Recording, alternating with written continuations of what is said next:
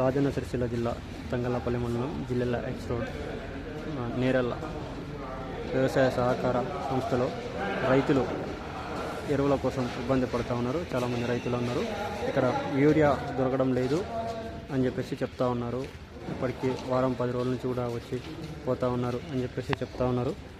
ఇక్కడ మనకు రైతు ఉన్నారు. అన్న, ఎక్కడి నుంచి వచ్చారన్నా మీరు?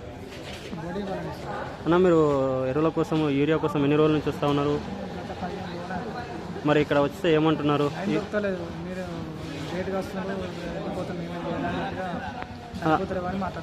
రోజుకు ఎన్ని లారీలు వస్తున్నాయి? ఇక్కడ ఎంత వరకు యూరియా వస్తుందని చెప్పేసి ఆశిస్తూ ఉన్నారు మీరు?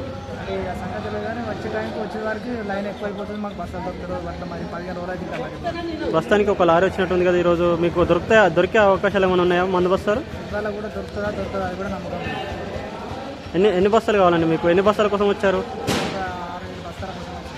ఓకే అండి. ఇప్పటికీ 15 రోజుల నుంచి మీరు తిరుగుతూ ఉన్నారు. ఓకే అండి. ఇంకా రైతులు చాలామంది వచ్చినట్టున్నారు కదా. ఇదండి తెలంగాణ రాష్ట్ర ప్రభుత్వము తక్షణ చొరవ తీసుకొని ఒక రైతులకి ఎరువులు అందుబాటులో ఉంచాలని చెప్పి తెలియజేస్తూ ఉన్నాము. ఇక బయట చూడండి రైతులు ఏ విధంగా ఇబ్బంది పడుతూ ఉన్నారో. ప్రస్తుతానికి మనకు ఒక